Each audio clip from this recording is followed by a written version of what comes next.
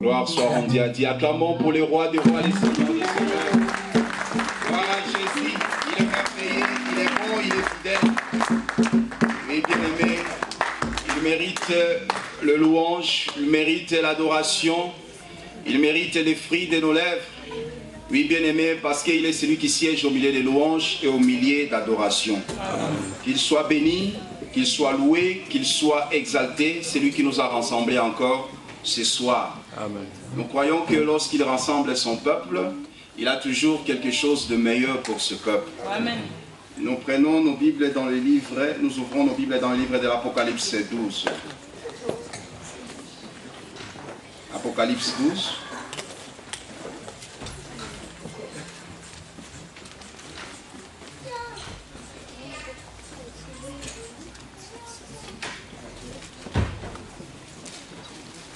Je commence au premier verset. Apocalypse 12. Un grand signe parut dans le ciel, une femme enveloppée du soleil, la lune sous ses pieds et une couronne de 12 étoiles sur sa tête. Elle était enceinte. Elle criait étant en travail et dans le douleur de l'enfantement. Un autre signe parut encore dans le ciel. Et voici, c'était un grand dragon rouge au feu, ayant 7 têtes 10 cornes. Et sur ses têtes 7 diadèmes, ça qui entraînait les tiers des étoiles du ciel et les jetait sur la terre. Les dragons s'étaient devant la femme qui allait enfanter, afin de dévorer son enfant lorsqu'elle aurait enfanté. Elle enfanta un fils qui doit paître toutes les nations avec une verge de fer. Et son enfant fut enlevé vers Dieu et vers son trône. Et la femme s'enfuit dans le désert où elle avait un lieu préparé par Dieu, afin d'y être nourrie pendant 1260 jours. Et Igueur dans le ciel, Michel et ses anges combattirent contre les dragons, et les dragons et ses anges combattirent, mais ils ne firent pas le plus fort. Et leur place ne fut plus trouvée dans le ciel. Et il fit précipiter les grands dragons, les serpents anciens, appelés les diables et Satan, celui qui séduit toute la terre. Il fit précipiter sur la terre, et ses anges firent précipiter avec lui. Et j'attendis dans le ciel une voix forte qui disait, maintenant, le salut est arrivé, ainsi que la puissance, le règne de notre Dieu et l'autorité de son Christ. Car il a été précipité l'accusateur de nos frères, celui qui les accusait devant notre Dieu jour et nuit. Ils l'ont vaincu à cause du sang de l'agneau et à cause de la parole de leur témoignage. Ils n'ont pas aimé leur vie jusqu'à craindre la mort. C'est pourquoi réjouissez-vous, cieux, et vous qui habitez dans le cieux. Malheur à la terre et à la mer, car le diable est descendu vers vous, animé d'une grande colère, sachant qu'il a peu de temps. Quand les dragons virent qu'il avait été précipité sur la terre, il poursuivit la femme qui avait enfanté les fils, et les 2 ailes du grand aigle furent données à la femme, afin qu'elle s'envolât au désert vers son lieu où elle est nourrie un temps, 2 temps et la moitié d'un temps, loin de la face du serpent. Et de sa bouche et de sa gueule, le serpent lança de l'eau comme un fleuve derrière la femme, afin de l'entraîner par le fleuve. Mais la terre secourit la femme, mais elle ouvrit sa bouche et engloutit le fleuve que le dragon avait lancé de sa gueule. Et le dragon fut irrité contre la femme, et il s'en alla faire la guerre au reste de sa postérité, à ceux qui gardent les commandements de Dieu et qui retiennent les témoignages de Jésus. Et il s'éteint sur le sable de la mer. Amen. Amen. Nous allons prier le Seigneur encore une fois de plus. Seigneur, nous te demandons d'ajouter bénédiction dans la lecture de ta parole. Ô Dieu, nous te présentons cette parole de l'Écriture comme un pain que nous voulons rendre grâce, Seigneur. Yahweh Shalom, nous te demandons, ô Dieu, que ce pain soit rempli pour nous, Seigneur. Nous te demandons, ô Dieu, de nous nourrir par cette parole. Aucun homme n'a parlé comme toi, Seigneur des armées. Voilà pourquoi nous ne voulons pas qu'un homme parle en ce moment. Oh Dieu, aucun homme ne peut séduire comme toi, Yahweh Shalom. Voilà pourquoi nous te demandons de parler, Yahweh Shalom. Comme ces jours-là, lorsqu'ils sont venus pour t'arrêter, mais ils ont commis une erreur de donner l'oreille, de t'entendre parler. Et lorsque tu as parlé, Seigneur, la Bible dit, ils sont retournés et ils ont dit, aucun homme n'a parlé comme cet homme. Oh Dieu, ils étaient tous séduits. Yahweh Shalom, nous voulons que tu nous séduises, car nous sommes l'épouse. Nous voulons t'entendre parler, Seigneur. Donnez-nous la sémence, donnez-nous la vie par ta parole, Yahweh Shalom, car ta parole est la vie. Oh roi, par cette parole, que celui qui était venu malade, qu'il soit guéri au nom de Jésus-Christ. Par cette parole, que celui qui était venu chargé, qu'il rentre déchargé au nom de Jésus. Par cette parole, oh Dieu, celui qui était venu avec, qu'il recouvre la vie au nom de Jésus-Christ. Oui, par cette parole, que celui qui est venu lié, qu'il soit délié au nom de Jésus-Christ. Par cette parole, que celui qui est venu mort, qu'il soit ressuscité au nom de Jésus-Christ. Donne la vie par ta parole au nom de Jésus-Christ. Nous avons ainsi prié. Amen. Qu'il soit béni, qu'il soit loué. Lui qui nous a appelés à prendre part à cette table qu'il a dressée pour nous. Bien-aimés, la table que le Seigneur a dressée, car nous sommes le soir, nous soupons avec les grands Abraham, Isaac et Jacob. Nous bénéficions de ces moments que l'Éternel nous a accordés, bien-aimés. Et ces moments, c'est un grand moment de manger avec le roi des rois, le Seigneur des seigneurs. Nous parlons de cette femme qui est enveloppée du soleil. J'en vois dans cette vision, il voit une femme qui était enveloppée du soleil. Jean, pour voir premièrement cette vision, bien-aimé, il devait être ravi en esprit. Nous comprenons que ce phénomène, ce mouvement de gens, de quitter le ciel pour voir ce qui doit arriver dans la suite des temps, c'est ce qui doit se passer dans la vie de tout un enfant de Dieu. Tout enfant de Dieu, bien-aimé, pour saisir la pensée et la volonté du Seigneur, tu ne dois pas rester sur la terre. Il faut prendre de la hauteur.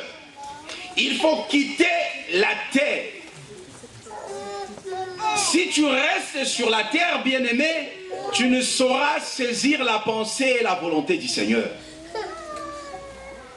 Il faut quitter la terre, monter, car l'Éternel dit par sa voix, Jean monte. Et voilà mon souhait ce soir, bien-aimé, que tu puisses monter afin de saisir la pensée et la volonté du Seigneur. Amen. Car, bien-aimé, ce n'est que par la parole que tu peux avoir ce que tu as besoin. Amen. Qu'on ne te mente pas. Dieu fait tout par sa parole. Amen. Car au commencement, bien-aimé, ce qui a créé toutes les choses n'était rien d'autre que la parole. C'est la parole qui appelle à l'existence ce qui n'existait pas. Et je ne sais pas qu'est-ce qui n'existe pas encore dans ta vie. Je ne sais pas, bien-aimé, mais ce que je sais, j'ai la certitude que par cette parole, ce qui n'existait pas dans ta vie aura de l'existence. Amen. Car il il n'a pas changé. La Bible dit, en lui, il n'y a ni ombre de variation. C'est les hommes qui changent, mais Dieu ne change pas. C'est les hommes qui cherchent la perfection, mais Dieu, il est parfait dès les commencements.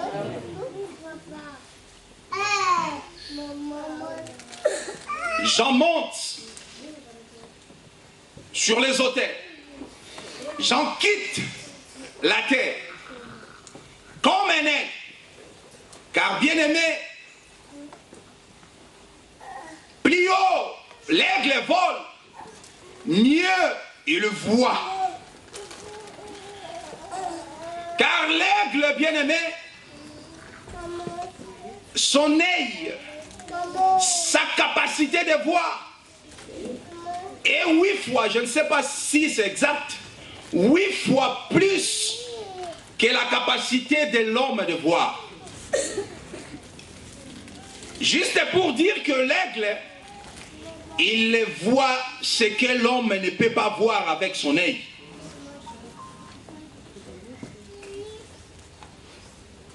Et qu'est-ce que nous voyons ici? Jean, dans les auteurs, il voit une vision, et dans cette vision, c'était une femme enveloppée du soleil. Nous avons longuement parlé de cette femme. Cette femme qui est enveloppée du soleil, nous avions dit que c'est l'image de l'Église. La femme est enveloppée du soleil, ça c'est le premier signe. La femme a sur sa tête une couronne de 12 étoiles. La femme est enceinte. La femme est dans les douleurs de l'enfantement. Et la femme a la ligne sous ses pieds.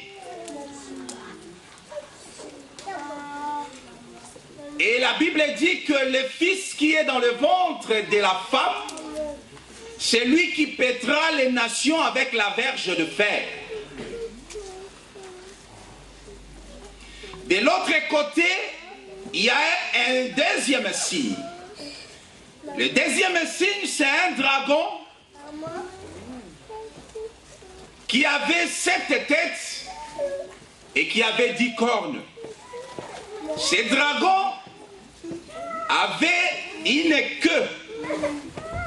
La Bible dit que la queue de ce dragon entraînait les étoiles du ciel pour les jeter sur la terre.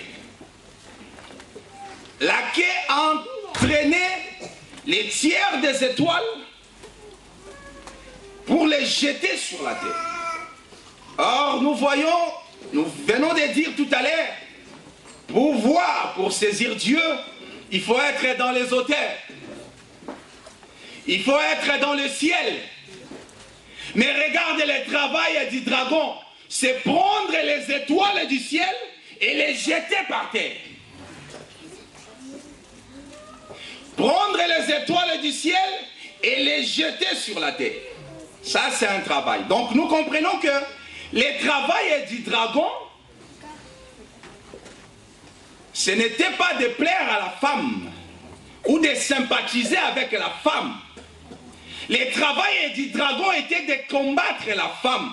Comme nous l'avions dit précédemment, que le travail du dragon, la mission du dragon, le ministère du dragon, du serpent ancien, du diable, de Satan, était de prendre la vie qui était dans la femme. Car la Bible nous dit que celui qui a un fils a la vie. Or, cette femme avait en elle la sémence. La femme portait la sémence en elle. En d'autres termes, la femme avait la vie.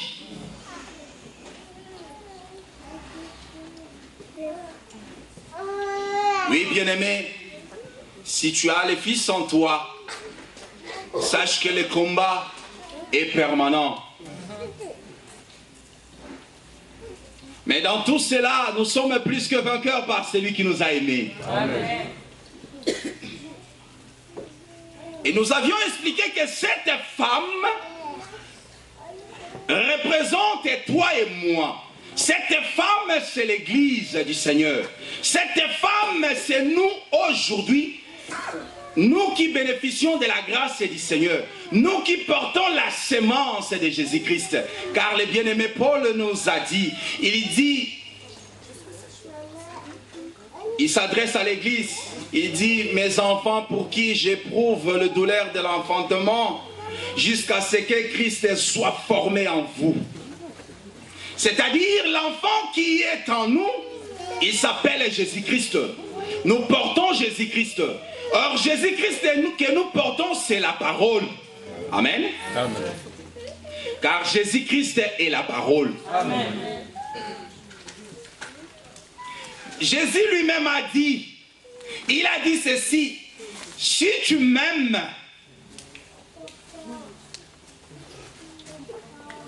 si tu m'aimes, garde mes commandements. Et si tu gardes mes commandements, qu'est-ce qui va se passer? Moi et le Père, nous viendrons habiter chez toi. Nous serons en toi. C'est-à-dire, garder les commandements de Dieu, c'est loger le Père et le Fils dans ton corps. Et nous comprenons que le Père et le Fils forment un corps. Car Jésus-Christ a dit, je suis en mon Père. Je vis dans le Père. Et par la parole du Seigneur, nous disons que nous recevons Jésus-Christ qui est le Fils. Jésus-Christ, c'est-à-dire le Père et le Fils. Non, pour mieux parler, ce n'est pas le Père et le Fils seulement, et le Saint-Esprit aussi. Amen. Donc, c'est lui qui garde le commandement de Jésus-Christ. C'est lui qui accepte la parole de Jésus-Christ. C'est lui qui dit Amen à la parole de Jésus-Christ. Je précise, accepter les commandements, recevoir la parole, ce n'est pas avoir une connaissance comme ça. La récitation des Écritures, ou bien la connaissance des versets bibliques, ou encore la connaissance le pourquoi, c'est quoi l'hippopotame, les serpents, l'aigle, l'agneau, le bœuf. Non, bien aimé, c'est pas ça. Garder les commandements, c'est la mise en pratique de la parole du Seigneur. Amen. Le Seigneur place son siège dans celui qui garde ses commandements, qui met en pratique sa parole, qui vit la parole, bien-aimée. Car la femme enceinte, la femme qui porte le Fils en elle, cette femme, sa vie bien-aimée, dépend du Fils qui est en elle. Ces mouvements, c'est dominé par le Fils qui est en elle.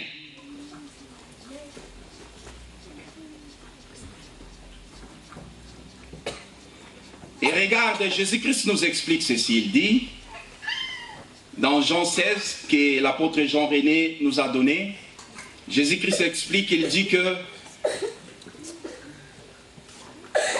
dans peu de temps, Jean 16, 16, il dit, dans peu de temps, vous ne me verrez plus. Dans peu de temps, vous me verrez. Les disciples étaient tristes. Ils ne comprenaient pas. Mais qu'est-ce que cela veut dire, dans peu de temps, vous ne me verrez plus, dans peu de temps, vous me verrez. Les disciples se questionnaient. Et le Seigneur, qui sonde les cœurs et les reins, il a vu qu'il y avait une préoccupation parmi le peuple. Il a commencé à expliquer. Il donne une parabole. Il dit, il explique maintenant Dans peu de temps, vous ne me verrez plus. Dans peu de temps, vous me verrez. L'absence du Seigneur, parce qu'il va au Père. Amen. Le Seigneur va quitter le ciel, va quitter les disciples pour monter au ciel, pour aller au Père. Ce mouvement-là, il dit que c'est comparable à une femme. Une femme qui se tord, qui crie. Une femme dans les douleurs de l'enfantement. Une femme qui est en travail. C'est ça l'absence du Seigneur. Pendant ce temps-là, la femme est dans la douleur de l'enfantement. Le monde se réjouit. Et la femme ne bénéficie pas de la réjouissance du monde. La femme ne vit pas la réjouissance du monde. Parce que la femme est dans la douleur de l'enfantement. La femme porte le fils. Ça, c'est l'explication du Seigneur. Jean 14. Jean 16.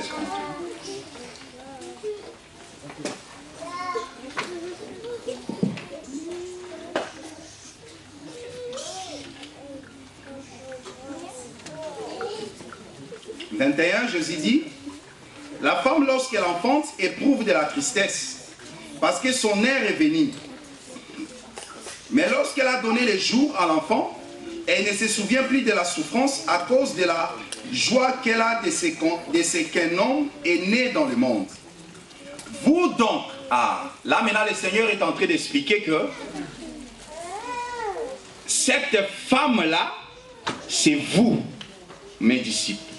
Cette femme-là, c'est vous, l'Église. Il dit, vous donc aussi, vous êtes maintenant dans la tristesse, mais je vous reverrai, et votre cœur se réjouira, et nul ne vous ravira votre joie. En ces jours-là, vous ne m'interrogerez plus sur rien. Amen. Donc le Seigneur est en train d'expliquer que la femme qui est dans la douleur de l'enfantement, la femme qui porte l'enfant en elle, cette femme c'est vous. Cette femme c'est toi, cette femme c'est moi. Et le Seigneur dit ceci,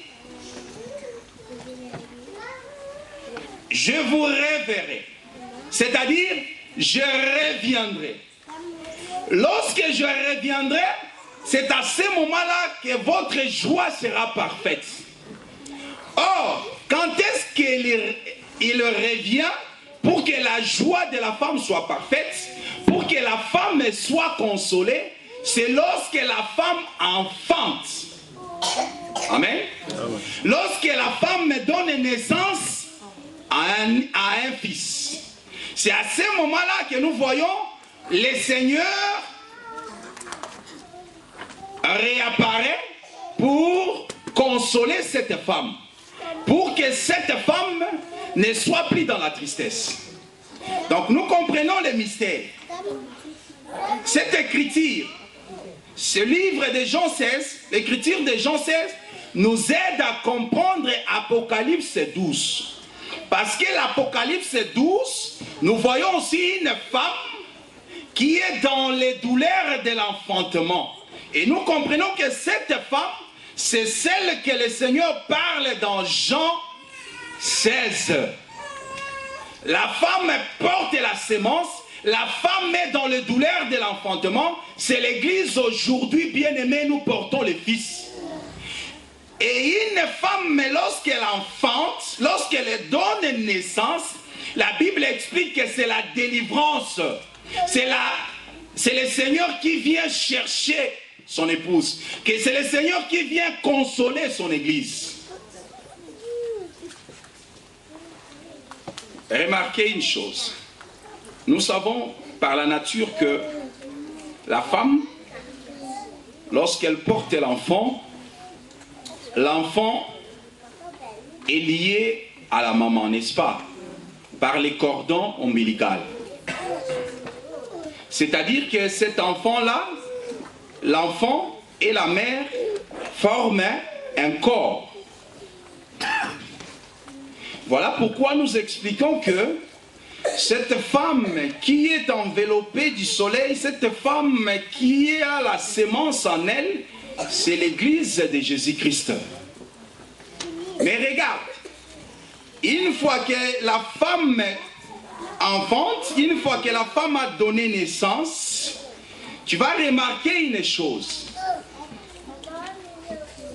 Le mouvement est que l'enfant doit se séparer de la mère. Qu'est-ce qu'on fait? On doit couper les cordons ombilicaux pour faire que la femme se sépare de la femme. De l'enfant. La femme se sépare de l'enfant. Alors nous comprenons que lorsque la femme porte encore le fils, c'est l'église qui est dans la douleur. Mais une fois que le fils est sorti dans le monde, une fois que l'enfant est sorti dans le monde, nous disons que cet enfant-là, c'est lui aussi l'église. Parce que la promesse que cet enfant-là porte, c'est la même promesse que nous voyons le Seigneur accorder à l'église de Thyatire, que nous avions lu précédemment.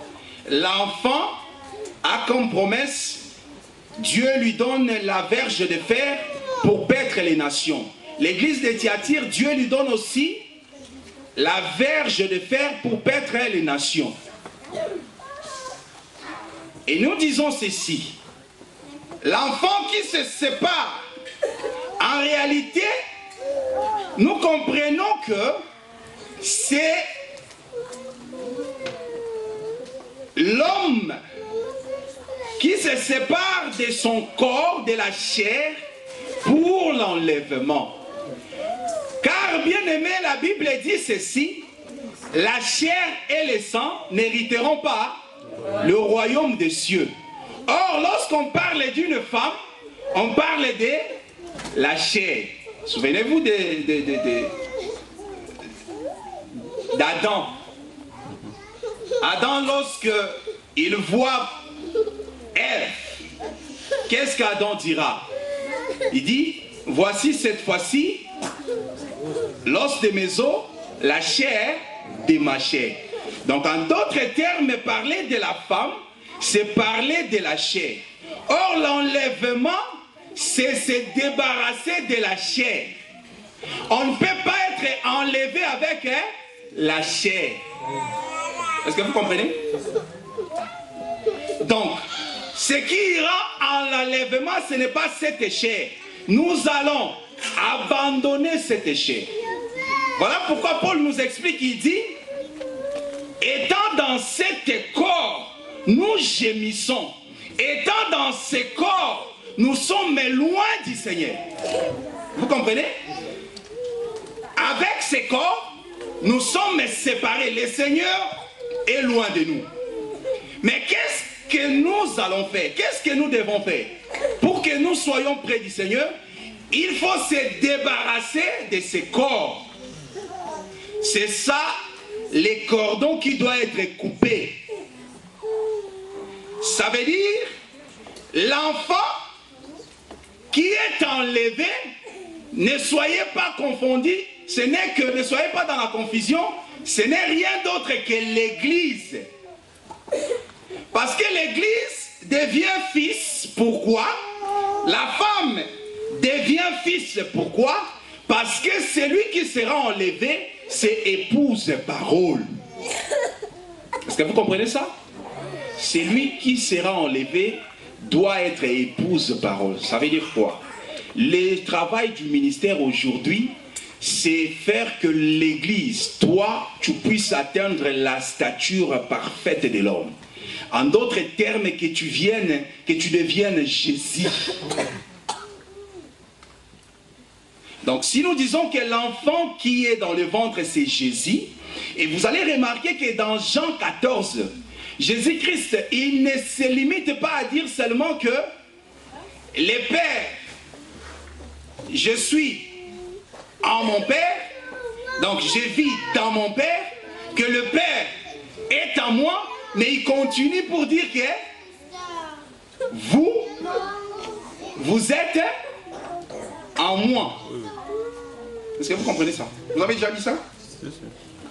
Jean 14.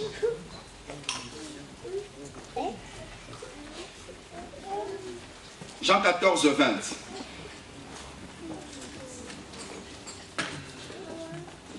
Déjà, vous allez comprendre déjà, dans Jean 14, D, le Seigneur parle, il y a plusieurs demeures dans la maison de mon Père. Si cela n'était pas, je vous l'aurais dit, je vais vous préparer une place. Donc le Seigneur déjà, il commence son discours pour dire qu'il parle du départ.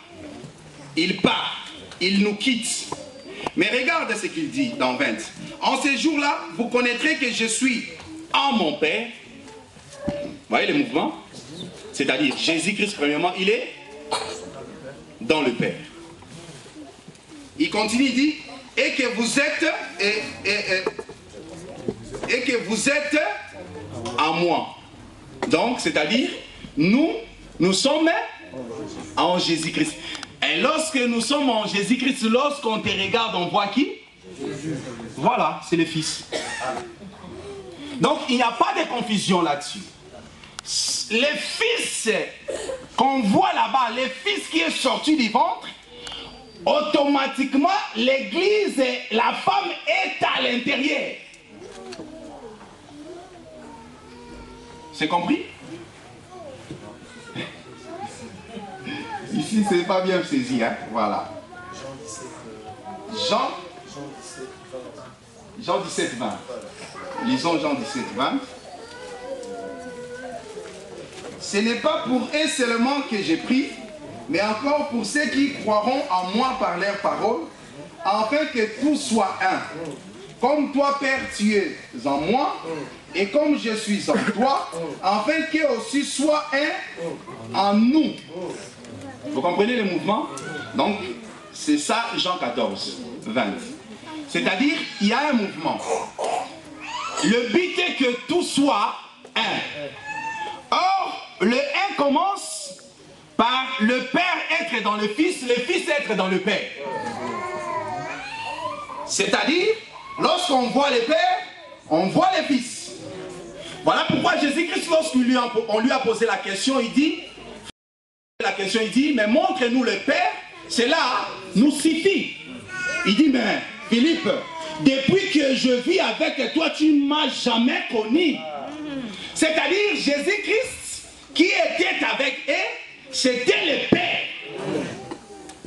Et ici, dans Jean 17, 20 à 21 que nous venons de lire, tout doit être parfaitement un. Et le un là veut dire aussi que toi et moi, nous nous retrouvons en Jésus-Christ. C'est pour cela nous disons que la femme, dans la femme qui porte la sémence, c'est toi qui portes Jésus-Christ. C'est-à-dire Jésus-Christ est en toi. Là c'est facile. Là nous comprenons que nous portons Jésus-Christ par le Saint-Esprit. C'est-à-dire le Saint-Esprit en nous, c'est Jésus-Christ en nous. C'est le Père en nous. Parce que Jésus, Père, Fils, non. Jésus qui est Fils, Père et le Saint-Esprit forment un. Alors, nous les portons en nous. C'est ça la sémence que nous portons. Car la Bible dit au commencement était la parole était avec Dieu et cette parole était Dieu. Donc, ça revient à une seule personne que nous portons en nous. Alors, les autres disent que l'enfant qui sort du ventre, comme nous disons que c'est Jésus, oui, cet enfant-là, c'est Jésus-Christ qui est enlevé dans son lit. Nous disons oui et amen. Mais cependant, nous disons que nous aussi, nous sommes en Jésus. nous formons un corps avec Jésus. Qu'est-ce qui est Église? Qu'est-ce qu'on appelle Église? Église, c'est quoi? Église, c'est le corps de Jésus-Christ. Et nous tous, nous formons des membres. C'est-à-dire l'Église, c'est celui-ci, c'est un œil, l'autre, c'est l'oreille, et l'autre, c'est le bras. Voilà. Donc, l'ensemble de l'Église, on nous appelle corps de Jésus-Christ. Or, corps de Jésus-Christ, c'est Jésus-Christ lui-même. Voilà pourquoi nous disons que lorsque la femme enfante, lorsque la femme a mis au monde, cet enfant-là qui est sorti et qui doit être enlevé, c'est l'enlèvement de l'Église, parce que l'Église, nous le voyons dans ces corps-là de Jésus. Amen. Est-ce que là c'est compris? Ça va? Que Dieu soit loué. Donc, je vous ai expliqué ça de plusieurs manières, parce que c'est pour vous donner des armes. Hein, vous voyez, on a expliqué ça de plusieurs manières. Les dimanches passés, on a expliqué ça d'une autre manière. Aujourd'hui, on a expliqué ça d'une autre aussi manière. Pourquoi? C'est pour que lorsque vous allez croiser quelqu'un qui va essayer de vous contredire, vous puissiez avoir plusieurs éléments. Vous voyez? Parce que la Bible ne se contredit jamais. Mais regarde, bien-aimé, ce qui se passe. Et ce qui fait que nous puissions confirmer encore une fois de plus que cet enfant-là qui est enlevé, c'est l'enlèvement de l'Église. Parce qu'une fois que l'enfant quitte la terre pour le ciel, la Bible dit qu'il y a un mouvement qui s'opère dans le ciel. C'est-à-dire, il y a un combat dans le ciel et le diable est précipité sur la terre. Alors, nous comprenons que aujourd'hui, parce que l'Église n'est pas encore enlevée, nous comprenons que le diable occupe encore les ciels. Hein? Vous croyez ça? Lisons ça alors. C'est Éphésiens qui nous dit ça.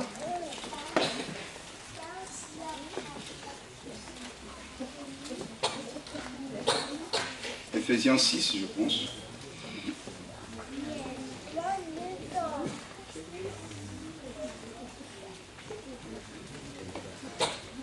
Éphésiens 6, 12.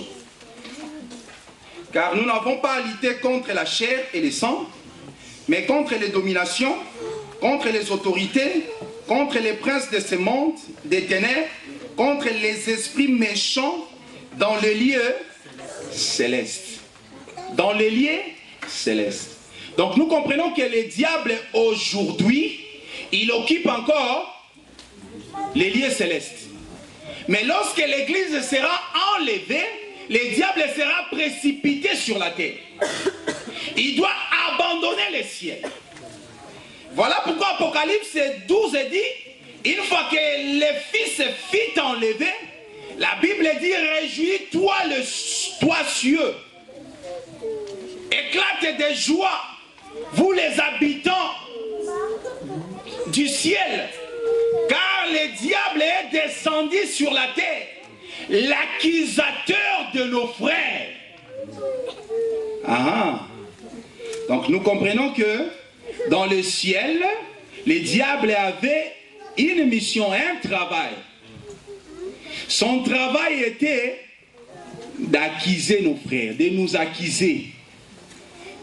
Il est l'accusateur. En ce moment, le diable, il est l'accusateur. Nous allons bien comprendre ce qui se passe dans le ciel, ce qui se passe aujourd'hui sur la terre avec Zacharie 3. Ouvrons nos Bibles dans le livre de Zacharie 3. Nous allons comprendre quelque chose qui se passe. Parce que bien aimé, tu dois comprendre le travail de Jésus-Christ et le travail de l'ennemi, l'adversaire, le diable. Nous prenons Zacharie.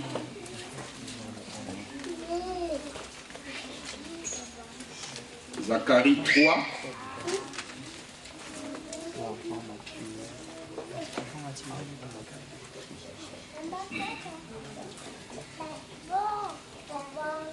Quelqu'un peut nous lire?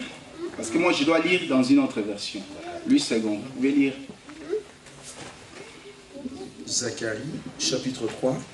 Je commence au premier verset. Il me fit voir Josué, le grand sacrificateur, debout devant l'ange de l'Éternel, et Satan qui s'est tenu à sa droite pour l'accuser. L'Éternel dit à Satan, que l'Éternel te reprime, Satan, que l'Éternel te reprime. Lui qui a choisi Jérusalem, n'est-ce pas là un tison arraché du feu? Or Josué était couvert de vêtements sales, et il s'est tenu debout devant l'ange. L'ange prenant la parole dit à ceux qui étaient devant lui, ôtez-lui les vêtements sales. Puis il dit à Josué, vois, je t'enlève ton iniquité, et je te revêts d'habits de fête. J'ai dit qu'on mette sur sa tête un turban pur, et ils le mirent un turban pur sur sa tête, et ils lui mirent des vêtements. L'ange de l'Éternel était là. L'ange de l'Éternel fit à Josué cette déclaration. Ainsi parle l'Éternel des armées, si tu marches dans mes voies, et si tu observes mes ordres, tu jugeras ma maison et tu garderas mes parvis. Et je te donnerai libre accès parmi eux qui sont ici. Ouais, vous pouvez vous arrêter là. Ok. Dans ma version, avec le français courant, c'est plus facile à comprendre la scène parce que nous allons démontrer la scène, ce qui se passe. On dit, le Seigneur me fait voir les grands prêtres, Yehoshua. Il est debout devant l'ange du Seigneur, Satan. L'accusateur se tient à sa droite de Yehoshua pour l'accuser. Ici on dit, Satan, l'accusateur, il est à la droite de Yehoshua. Alors nous allons reconstituer cette scène. Bien-aimé Bradley, tu peux venir? Kevin, tu peux aussi venir. Donc vous allez vous placer là-bas. On va expliquer en me regardant. Voilà, vous êtes comme ça. La Bible dit, le Seigneur me fait voir le grand prêtre Yehoshua. Il est debout devant l'ange du Seigneur. Donc nous voyons, moi comme étant l'ange du Seigneur, sur le trône. Vous voyez?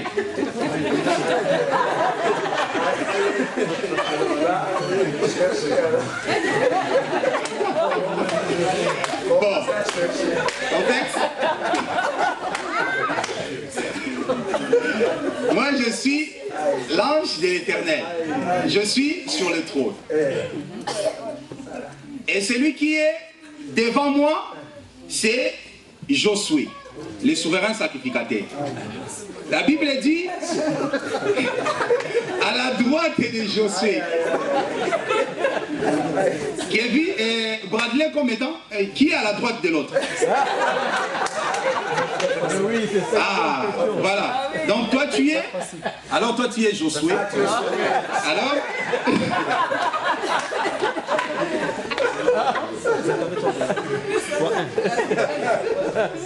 Pardon, bien-aimé?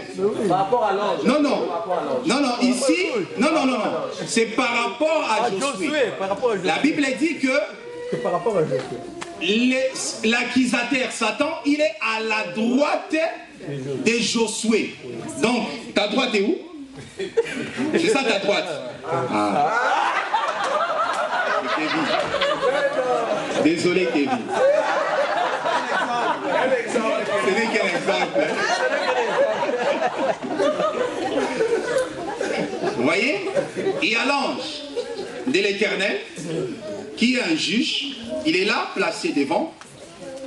Et il y a Josué, le souverain sacrificateur, en vêtements sales. Et l'accusateur, il est à sa droite, il accuse devant Dieu. Il commence à y dire. Et là, si tu regardes très bien, l'accusateur disait vrai. Il dit que regarde Josué, regarde celui que tu appelles ton enfant, regarde celui que tu appelles ton serviteur, regarde celui que tu appelles l'homme, je ne sais pas moi, tous les termes que le Seigneur utilise pour pour dire ce que nous sommes pour lui. Il dit, regarde, il est en vêtements sales. Donc, il cherche la condamnation de Josué. Or, qui est Josué? La Bible dit que Josué, il est le souverain sacrificateur. Or, lorsqu'on parle d'un souverain sacrificateur, les souverains sacrificateurs représentent tout le peuple. Parce que lorsque les sacrificateurs approchent devant Dieu, les sacrificateurs portent sur sa poitrine les pectorales. Et les pectorales comportent 10 pierres précieuses. Et dans chaque pierre est écrit le nom de l'enfant, des 12 enfants d'Israël. Les sacrificateurs portent encore sur son épaule 6 une pierre ici, une autre pierre de l'autre côté, comportant 6 noms et 6 noms de l'autre côté. C'est-à-dire, un sacrificateur, il est celui qui représente tout le peuple. Et regarde ce qui se passe. Les sacrificateurs Josué, que nous disons que... Oui, bien-aimé? Tu as besoin de la précision? Non, ça va. Ça va, hein? Donc, sur l'épaule... Eux qui disaient... par rapport à la pierre qui était là. Oui, il y avait une pierre ici avec 6 noms, une autre pierre de l'autre côté avec 6 noms qui fait 12. C'est-à-dire, les souverains sacrificateurs, lorsqu'ils entrent dans les saints des saints, parce que vous avez remarqué que le travail des sacrificateurs était d'entrer dans les saints des saints, là où il y avait les trônes de Dieu. Parce que le trône de Dieu, c'est là où il y avait les propitiatoires. Et c'est là que Dieu descendait pour le jugement du peuple. Donc, nous comprenons que c'est ce qui se passe dans Josué ici. Donc, et c'est qu'on ignorait, parce que dans les tabernacles, on ne fait pas mention de celui qui est à la droite de Josué.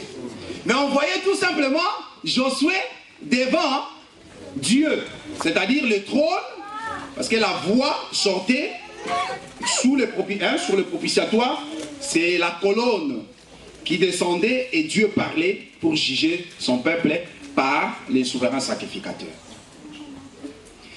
Regarde, normalement, la scène comme nous voyons, il y a quelque chose qui manque. Parce que dans un tribunal, lorsqu'il y a un juge et qu'il y a l'accusé, et que de l'autre côté il y a l'accusateur, il doit y avoir quelqu'un d'autre. Donc l'avocat. Mais ici, nous voyons, il n'y a pas d'avocat. Mais regarde l'écriture. La Bible dit ceci. Satan l'accusateur se tient à la droite de Josué pour l'accuser. L'ange du Seigneur dit à l'accusateur que le Seigneur te fasse taire Satan, oui, qu'il te fasse taire lui qui a choisi Jérusalem. Est-ce que Josué n'est pas comme un morceau de bois tiré du fer? Nous voyons ici les juges ne condamnent pas Josué, mais les juges justifient Josué. Mais pourquoi les juges ne condamnent pas Josué? Parce que les juges doivent écouter les deux parties. Les juges ne peuvent pas être partial. Ils doivent être plutôt impartial. Alors, c'est à ce moment-là, Hébreu va nous aider pour comprendre s'il y avait quelque chose. Parce que déjà, à la droite, il y a l'accusateur. Donc, c'est-à-dire, il reste la gauche de Josué. Ok. Parce que nous disons que Josué ici représente le peuple, représente toi et moi, représente l'église du Seigneur. Alors nous allons chercher à comprendre est-ce qu'il y avait quelqu'un à gauche de Josué. Prenons Hébreu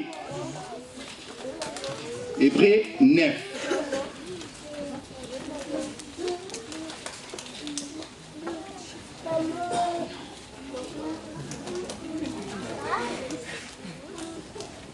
très 9. Je commence au verset 6. Parce que déjà, dans le verset 9, on nous parle du tabernacle. On nous parle du tabernacle. Pour le temps, je saute, je prends seulement le verset 6. Je commence au verset 6. Or, ces choses étant ainsi disposées, les sacrificateurs qui font le service entrent en tout temps dans la première partie du tabernacle. Et dans la seconde, c'est-à-dire là où il y avait les propitiatoires, Paul nous explique, il dit, les souverains sacrificateurs seuls entrent une fois par an, mais il nous précise qu'il n'entre pas seul. Il entre accompagné de quelque chose. Il dit ceci. C'est très important. Les souverains sacrificateurs n'entrent pas seuls et non, j'ai dit 7. Et dans la seconde, les souverains sacrificateurs seuls entrent une fois par an, non sans y apporter du sang qu'il offre pour lui-même et pour le péché du peuple. Ah! En d'autres termes, nous comprenons que les souverains sacrificateurs, lorsqu'il approche du trône du jugement, il n'est pas seul. Il est accompagné du sang. Amen. Donc nous comprenons que le sang est à gauche de Josué. Parce que le sang, c'est le sang qu'il a pris dans l'autel des holocaustes, dans le parvis. Souvenez-vous, on disait qu'il fallait tuer l'animal innocent, et prendre le sang de cet animal. C'est le sang de cet animal qui accompagnait les souverains sacrificateurs.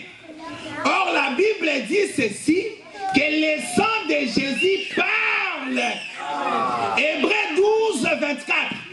Le sang de Jésus parle.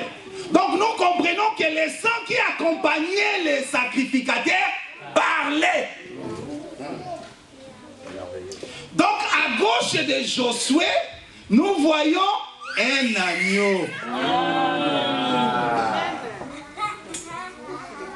À droite de Josué, c'est l'accusateur, c'est le Satan qui dit, regardez-moi, regardez ses vêtements, c'est lui que tu dis sur ton fils, c'est lui que tu dis ton bien-aimé, c'est lui que tu appelles ton ami, c'est lui que tu as tout donné. Regarde comment il est dans le péché, parce qu'il vient de faire ceci, il vient de faire cela. Mais que dit ta parole? Parce que lorsque le diable approche, il approche avec il est écrit. Amen. C'est ça.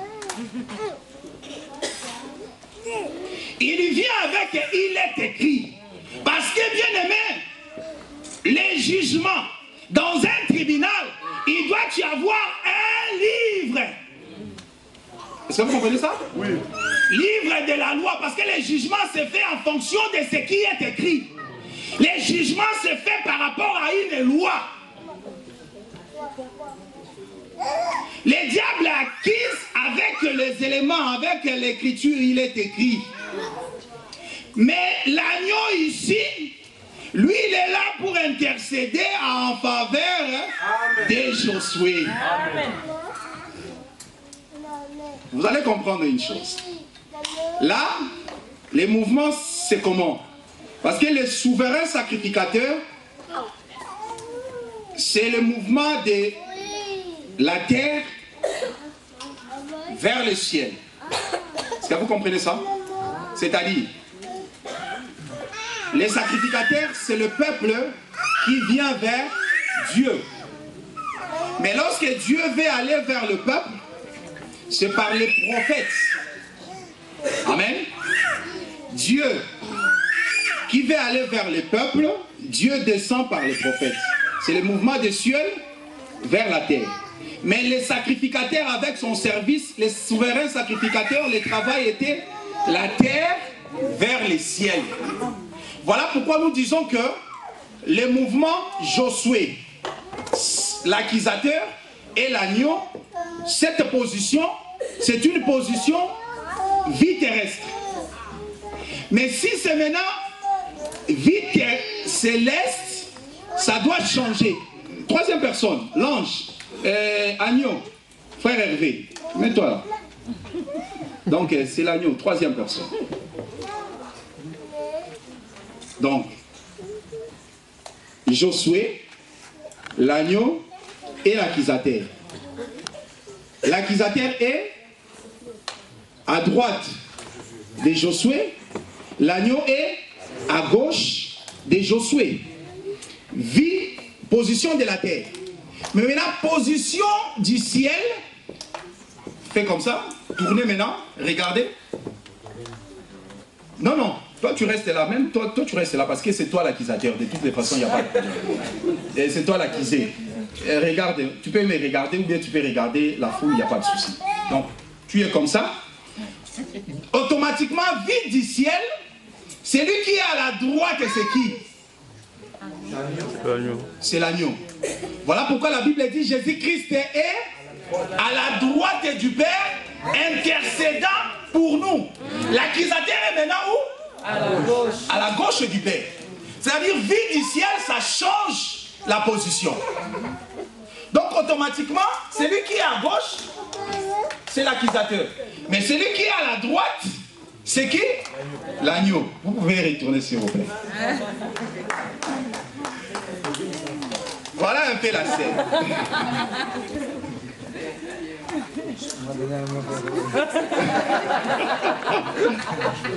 Non, tu es l'enfant de Dieu, bien-aimé.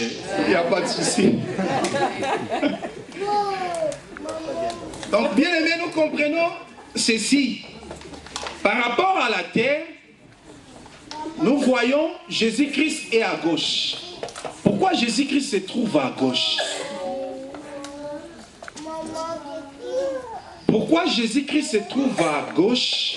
Or, lorsqu'on parle de la main gauche, on parle de la faiblesse.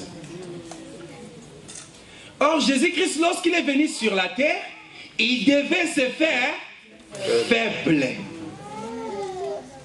La Bible nous dit, ayez les sentiments qui étaient en Jésus-Christ. Lui qui était Dieu, où ça? Dans les ciels. Mais il n'a pas regardé comme une proie arrachée à se faire semblable à Dieu, égal à Dieu. Mais il doit prendre la forme d'un serviteur. Il est apparu comme un simple homme. Comme une faible plante, Ésaïe 53. Il est apparu comme une faible plante. Il a pris la forme d'un serviteur. Tout cela, bien-aimé, pour nous sauver. Pour te sauver. Mais regardez sur la terre. Le diable, il est à droite. La droite veut dire la force. Voilà pourquoi ces jours-là, le diable dira au Seigneur Jésus-Christ, tout ceci m'appartient. Amen. Prosterne-moi, je te donnerai tout ce que tu vois. Le Seigneur ne l'a pas contredit pour dire que non, non, non, non. Ça ne t'appartient pas, ça m'appartient. Non, non, non, non. À ce moment-là, la terre appartenait. Aujourd'hui, la terre appartient au diable. Parce que regardez une chose. La terre, c'était le bien que Dieu avait donné à son fils, Josué. Mais lorsque Josué s'est corrompu, lorsque Josué a péché, Josué a perdu son héritage. Il a perdu le bien que Dieu lui a donné. Automatiquement, le bien revient maintenant à l'ennemi. Le diable prend le contrôle de la terre. Parce que regarde, lorsque Dieu a créé, c'était que l'homme puisse dominer sur la terre. Mais lorsque l'homme a péché, c'est le diable maintenant qui prend la domination. C'est le diable maintenant qui gouverne la terre. Voilà pourquoi Jésus-Christ est venu pour racheter l'homme et les biens que l'homme avait perdus. En versant le sang. Mais regarde, aujourd'hui, le Seigneur n'a pas encore revendiqué la terre. Aujourd'hui, le Seigneur t'a pris, il t'a relevé, mais un jour, il viendra pour revendiquer cette terre. Aujourd'hui, la terre appartient encore à l'ennemi, à l'adversaire, au diable. Voilà pourquoi la Bible nous appelle voyageurs. La Bible nous appelle le pèlerin. La Bible nous appelle étrangers.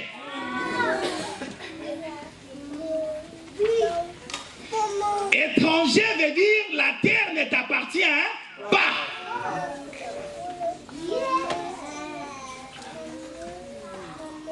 Aujourd'hui, il y a un prince qui domine dans ce monde. Son nom, c'est le diable.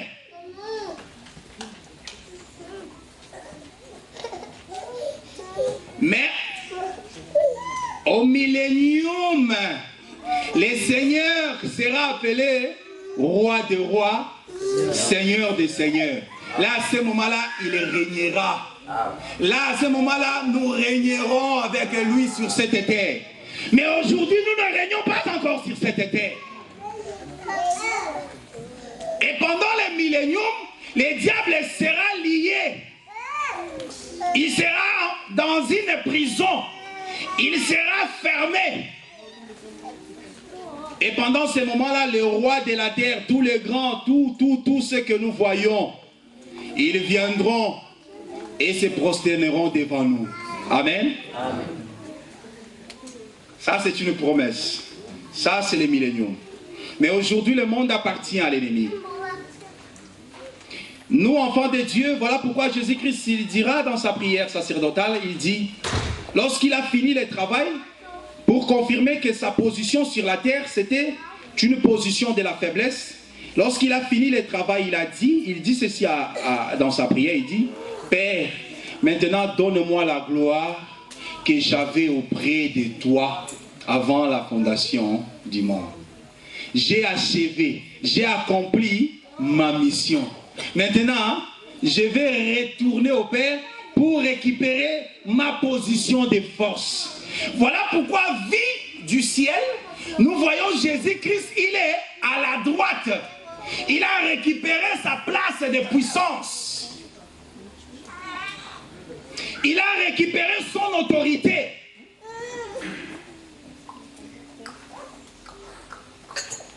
Oui, bien aimé, c'est merveilleux de comprendre que ce qui se passe aujourd'hui, ce qui se passe dans le ciel, c'est que le Seigneur, il est le vainqueur. C'est lui qui est à la droite, c'est celui qui a vaincu. Voilà pourquoi lorsqu'il combat dans le ciel, parce que dans le ciel, Jésus-Christ, il est à la droite, dans le combat, il a vaincu directement. Et lorsqu'il a vaincu, il a précipité les diables, les dragons sur cette terre. Et là, il n'y a plus d'intercession. Il n'y a plus d'avocat parce que l'accusateur n'est plus dans le ciel. Fini la mission, le travail de l'intercession. Une fois l'enlèvement de l'Église, il y a la Bible, par rapport à la parole du Seigneur, nous comprenons que le Seigneur cesse d'être avocat. Le travail d'avocat, c'est parce que dans le ciel, il y a un accusateur. Le travail de l'intercession prendra fin une fois l'Église de Dieu enlevée.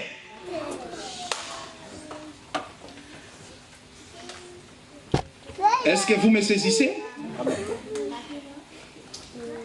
Est-ce que je me fais bien comprendre? C'est facile?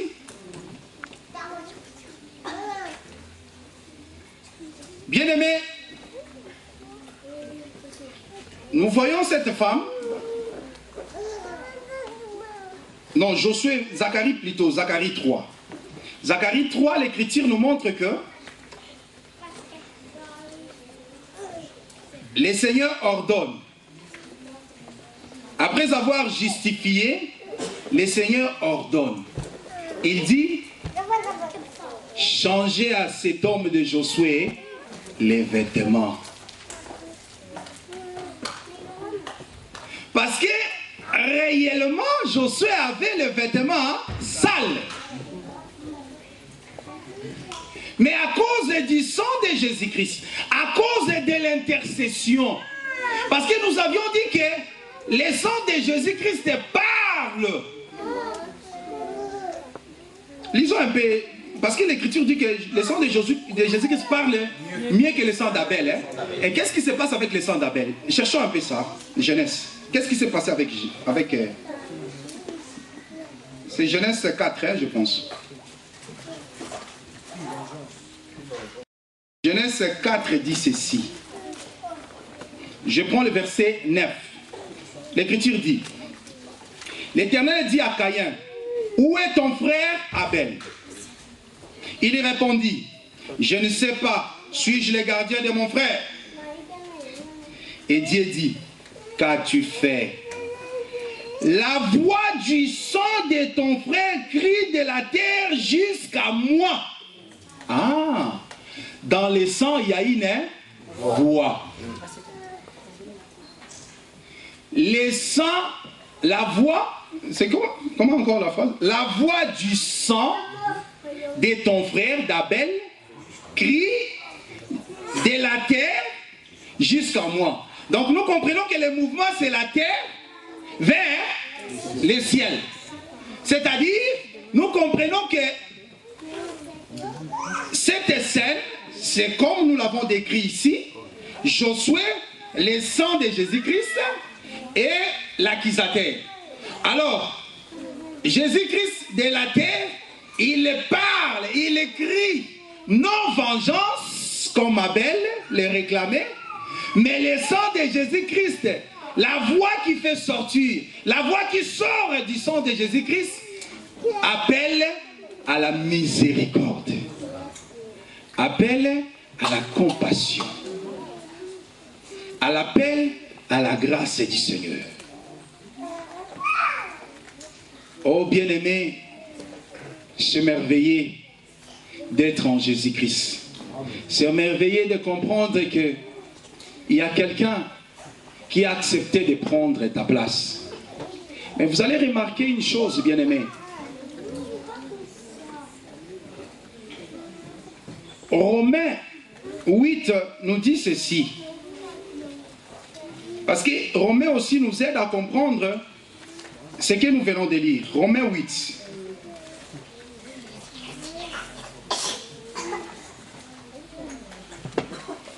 Romains 8, je commence au verset 31. L'Écriture dit ceci.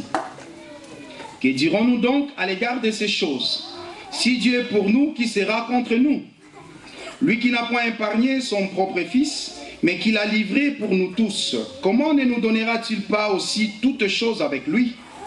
Qui accusera les élits de Dieu? Voilà. Qui accusera les élits de Dieu? C'est le diable. La Bible dit, c'est Dieu qui justifie. Or, dans la scène, nous avons vu Dieu faire quoi? Parce que l'ange de l'Éternel ici, c'est Dieu lui-même. Vous comprenez? Qu'est-ce que l'ange a fait? L'ange a fait quoi?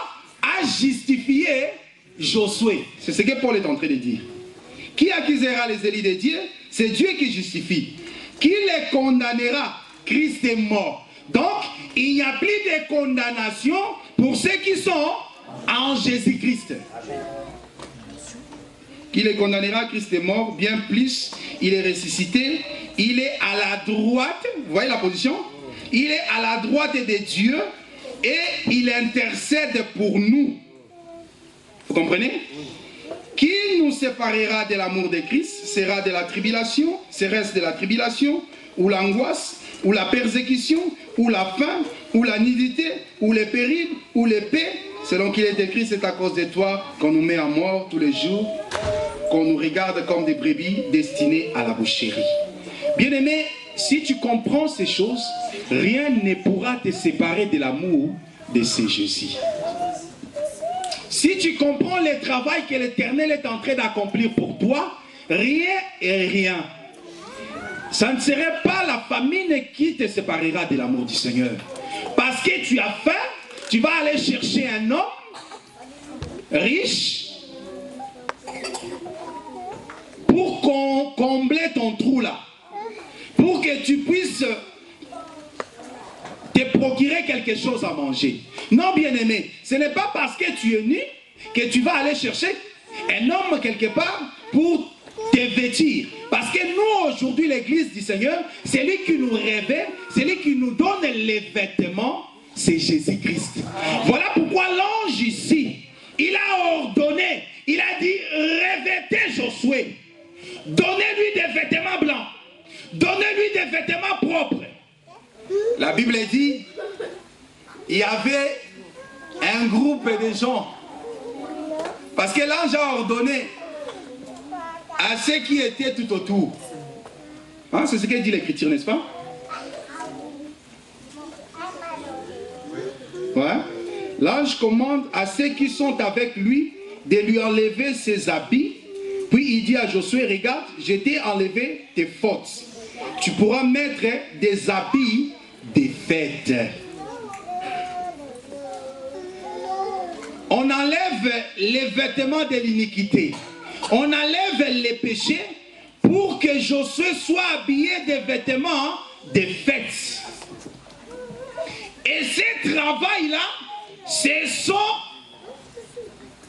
un groupe de gens qui étaient de l'autre côté qui ont exécuté ça. En d'autres termes, c'est lui qui nous donne les vêtements, c'est lui qui nous présente les vêtements, c'est le ministère. Voilà pourquoi Paul dira, il vient avec les vêtements, il dit, revêtez-vous des Seigneurs Jésus-Christ. Est-ce que vous comprenez?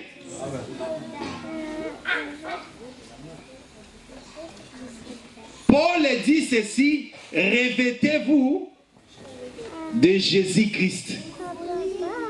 Or, le ministère a pour travail de nous donner les vêtements. Les vêtements que nous vous donnons, c'est cette parole de l'évangile.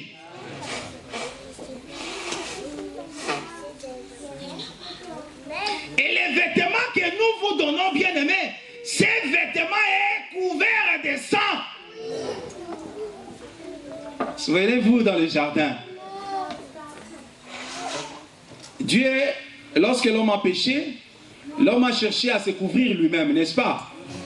Mais ces vêtements-là ne pouvaient pas justifier l'homme.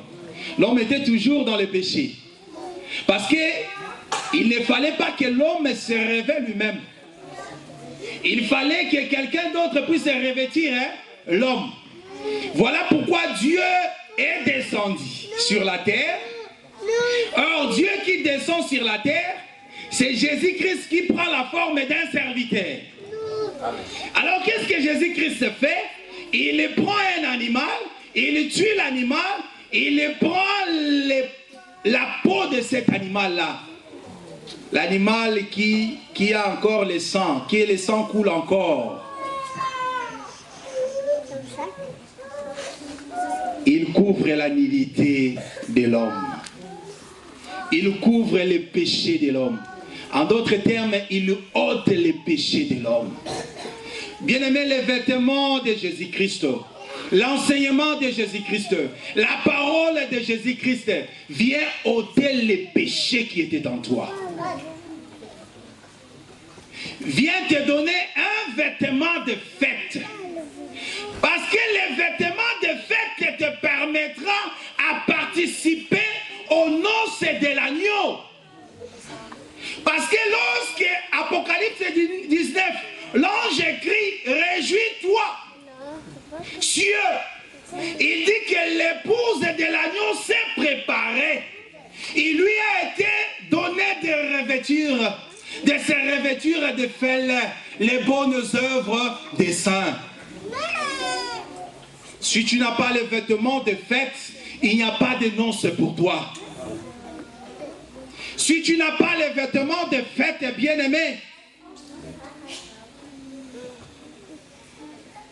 la porte sera fermée pour toi. Or, les vêtements que nous disons, nous cessons de les répéter, c'est la parole du Seigneur. Or, la parole du Seigneur, bien-aimé, ce sont les bonnes œuvres. Parce que la parole, lorsque la parole entre, cette parole doit produire en nous les bonnes œuvres. Lorsque la parole de Dieu entre, cette parole nous accorde les discernements. sommes même à mesure de discerner ce qui est bien et ce qui est mal. Lorsque la parole de Dieu entre en nous, cette parole nous sépare avec le monde. Nous ne marchons plus selon la chair pour accomplir les désirs de la chair, mais nous marchons selon l'esprit. Car les œuvres de la chair, c'est contraire aux œuvres de l'esprit. Voilà pourquoi la Bible dit, marchons selon l'esprit pour ne pas accomplir les désirs de la chair. Voilà ce que l'Éternel attend de chacun de nous. Voilà ce que Dieu attend de nous, bien-aimés. C'est ça le vêtement. Les vêtements, c'est la peau couverte du sang. Or, l'évangile que nous prêchons, c'est Christ crucifié. Christ est crucifié, bien-aimés, nous voyons le sang couler. Oh, bien-aimés, ne foulons pas la grâce de Dieu aux pieds. Le Seigneur est monté à la croix. Il a accepté l'ignominie. Il a accepté la honte pour que toi et moi, aujourd'hui, nous puissions être justifiés. Il s'est dépouillé. Oh, c'est merveilleux. Il s'est dépouillé. Ces jours-là, bien-aimés, ils ont partagé ses vêtements. Ils ont tiré au sort satanique.